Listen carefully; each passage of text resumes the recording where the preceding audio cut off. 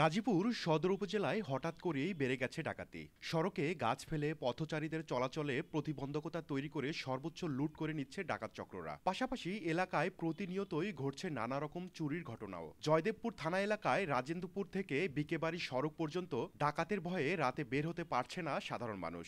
প্রতিদিন আসা যাওয়া করি, এখানে মনে করেন যে প্রশাসনের কোনো নজরদারি নাই বললেই চলে। এখানে আপনার প্রতিদিনই মনে করেন রেগুলারই আর কি রাত্রেবেলা আর কি ডাকাতি হয়। এখানে ধরেন রাত্রে 11টার পর থেকে ভোর 5টা পর্যন্ত। এই আপনার 2 দিন আগেও এখানে ডাকাতি হয়েছে, যে গাছ কাটা আছে, গাছ কেটে ফালায় ডাকাতি করা হয়েছে এখানে। আর এখানে রাত্রেবেলা কোনো প্রশাসনই থাকে না এই রোডের ভিতরে।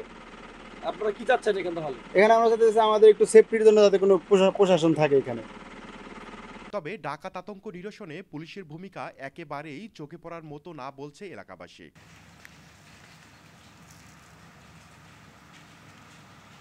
বিগত 2 মাসে সড়কে গাছ ফেলে অন্তত 4টি ডাকাতির ঘটনা ঘটেছে বলেও জানায় তারা। ডাকাতরা প্রতিনিয়ত রাস্তার পাশে থাকা গাছ কেটে সড়কে চলাচল করা বিভিন্ন গাড়ির সামনে ফেলে মালামাল ও নগদ টাকা লুট করে পালিয়ে যায় বলেও অভিযোগ রয়েছে। সাধারণ মানুষের অভিযোগ, রাতে পুলিশের টহল কম থাকায় বারবার ডাকাতির ঘটনা ঘটছে।